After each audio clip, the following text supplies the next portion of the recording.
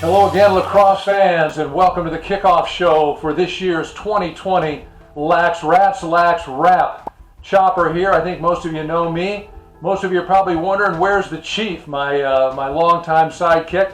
Well, Lane Jaffe has taken the reins at Palos Verdes High School and has decided to manage those great expectations by doing that full time. He'll be an occasional contributor to us, but we won't have the chief on as a regular. So, in order to fill that void, we have asked none other than the coach, Chris Jewett. He's going to be my regular side-by-side guy as we go forward this year. So, Chief, any advice on what I should do here with Chopper? Well, there's a reason you were chosen, Coach. Seen you maximize talent at all the programs. You had a great year at Bosco. You've had a great year all in Los Angeles Lacrosse developing the youth. So there's a reason. You know, my standards are high, and that's why we brought you along, Coach. I'm excited. Well, I'm excited to watch PV play this year. You got a talented squad out here. It's going to be a great season. Thank you so much to Chopper, right? To the Chief. I'm sure we'll bring you on for some guest spots, and I'm excited for this season of CIF Southern Section Lacrosse. We will also be getting coverage from Tauli Anderson on the girls' side. Tauli has been hard at work getting to know the teams and the coaches and gathering content for that side as well. I'm coming to you from the studio right now. I'm headed over to Palos Verdes High School in order to meet up with Chris. But in the meantime, Chris has already covered some of the top under-the-radar players that we want to keep an eye on this year, underclassmen that he expects to have breakout seasons. So Chris, why don't you fill us in on those players right now? What's up, Chopper? Chris Jewett with LaxRatz, head coach at St. John Bosco High School. Super excited to be part of LaxRatz this season. I can't wait to kick it off. I got 3 guys for you, all juniors. My first guy is Ed Sheen at Los Alamitos High School. Ohio State commit, so I'm not sure how under the radar he's coming in, but Ed is a true stud. I love his work ethic. He's got eyes in the back of his head. He's a true point guard on the field. Big things for Ed Sheen this year. My second guy is Nick Butler over at Maricosta High School. Nick's also a junior, Quinnipiac commit. Nick is a big, fast, and strong two-way mid. I love Nick Butler. If Nick commits to hockey assists this year because he draws a lot of attention and playing great defense, unbelievable things will happen at Maricosta High School. My last guy is a true under-the-radar guy, Braden Woomer, junior for me at St. John Bosco High School. Braden is a two-way midi, good size, good speed, unbelievable lacrosse IQ. Absolutely love this kid. 4.3 GPA. Braden's deciding whether or not he wants to play football or lacrosse in college at the D3 level, or maybe both, but expect big things from Braden Woomer this year. Well, I'm going to have to vacate the studio shortly in order to get over and meet up with the coach. But in the meantime, I wanted to give you a heads up. As we're out and about, oftentimes we get approached by or see players, coaches, parents, fans, and we always love having them come up and chat with us. We were, Tauli and the long man and I were out and about in Playa del Rey last weekend and happened to run into Dan Moeller. In addition, I want to let you know that we have heard from several coaches who have given us video with their predictions and insight into this season. We're going to run that as well, and between those 2 sets of videos, I should have time to get over to Palos Verdes and meet up with the coach. This is Dan Moeller. I live here in Playa del Rey, and my sons both went to Loyola. The oldest is Nate Moeller, and the youngest is Nick Moeller. Nick is at Boston University. He's redshirting because of an injury, so he would be a junior now. And Nate graduated from UCLA, and he's living in the Arts District, launching a career in public art. It's going well. They won the 3. Actually, Nick won 2 his junior and senior year. First time an LA team ever beat Orange County. They started that. They did it 3 years in a row. Well, it was a lot of fun. I'm back in Westchester Park, which I was going to tell you right here. So the most fun is coaching them in youth lacrosse, sort of lighting the match, and then they took it from there and obviously had a great time at Loyola. Hello, Chopper Coach. How you doing? Getting ready for a great year, 2020. We're all very excited and really looking forward to this upcoming season a few weeks out. As far as the Foothill Knights this year, we've got a nice balance. We've got a majority seniors and sophomores, our biggest classes, and then we have a nice balance of juniors and freshmen in the mix, and everybody kind of getting in the mix this off season, playing together and pushing to get some playing time all up and down the ranks. So we're excited for the team and for this year. What's going on, LaxRatz? Jimmy Burrell here from Loyola High School. I am excited about the season. Thank you, LaxRatz, for having me. think this season's gotta be one for the books. I know there's been a lot of coaches in both Orange County and Los Angeles that have been coaching in Southern California for a long time, so we're pretty excited to see the CIF Southern Section recognize us as a playoff sport and taking over our playoffs. I know the guys at US Lacrosse have been putting on our playoffs for the past 12, 13, 14 years, have done an outstanding job to get us to this point. So I think we're kind of excited to be recognized by the rest of the sports in CIF Southern Section as official, since we now have a sponsored playoffs by the CIF Southern Section. Hi, I'm East Coast Steve of the Westlake Warriors. Coach is giving us the silent treatment today, so I'm going to have to fill in. We're very honored to have been ranked so highly as number 6 this year. We're wondering where Oaks Christian is. Our team is very senior heavy, and we have many 4-year starters on it. And we believe our biggest competitor this year is going to be Oaks Christian, and we hope to see Loyola in the playoffs. It's a very exciting time for CIF lacrosse. All right, Coach, look, one of the things that's changed, it's not just the chief, it's back to full-time coaching. CIF is now running the lacrosse programs, or they're in charge now. Tell us what those what kind of changes that mean. Yeah, so basically CIF is running the playoffs now. In the past, the Orange County chapters of US Lacrosse and the LA chapters of US Lacrosse were running the playoffs. Well, now CIF is taking over the playoffs, and like every other sport, there's a southern section. And they've grouped it into Division 1, Division 2, and Division 3.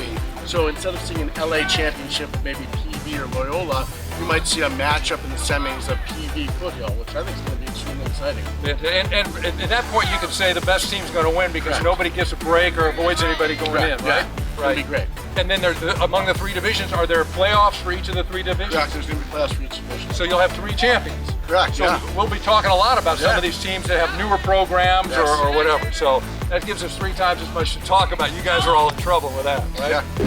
Okay, well, we're going to do top 10 teams for you this year. We're going to do a little bit different in that we're going to focus on the top 4 teams first so you can tell us a little bit about them. Coach, why don't you start with team number 4? Okay, so this year at Southern Section, I'm going to go with Foothill High School.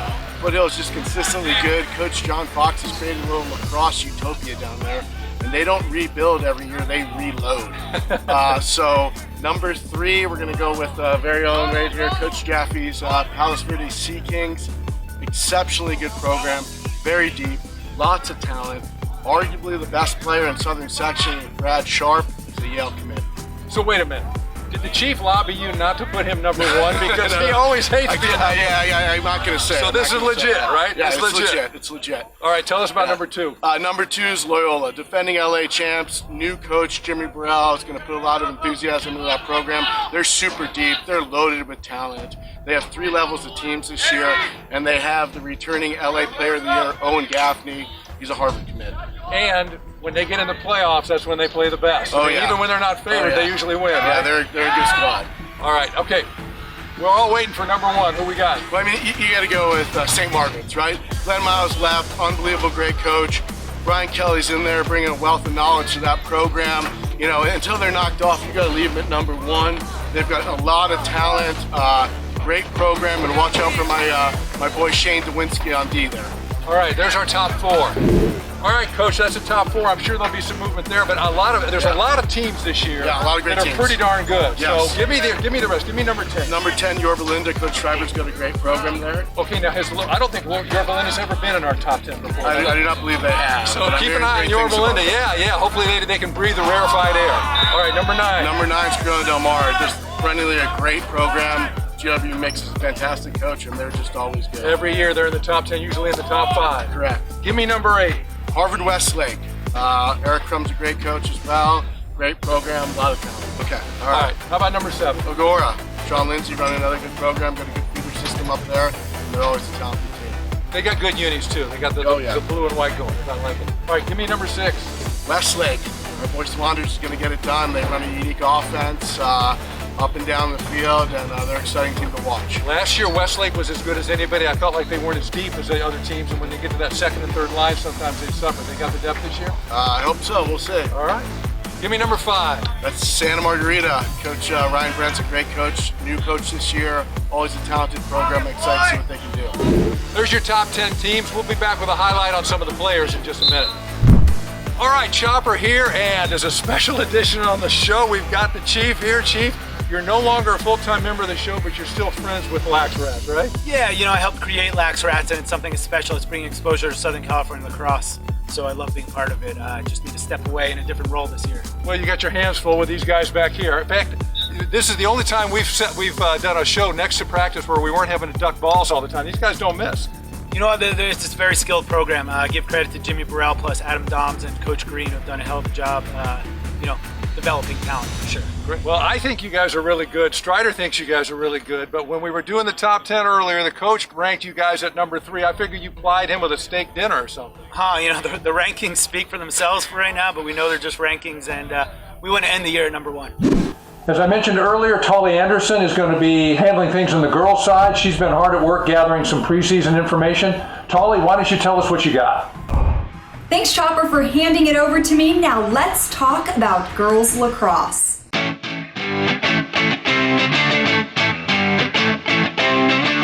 Now let's take a look at the top 10 teams CIF list. Coming in at number 1, Foothill, where, by the way, congratulations, 2019 Coach of the Year, their head coach, Christina Johnson, who just moved to Southern California only in 2016.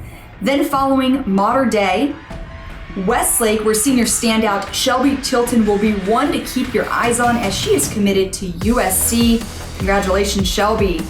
Following Eliso Niguel, Redondo Union. Definitely looking forward to watching Jordan Davis, who recently committed to her first choice University of New Hampshire. San Marguerite's 2019 OC vs. LA champions, who, by the way, beat Palos Verdes in that championship game.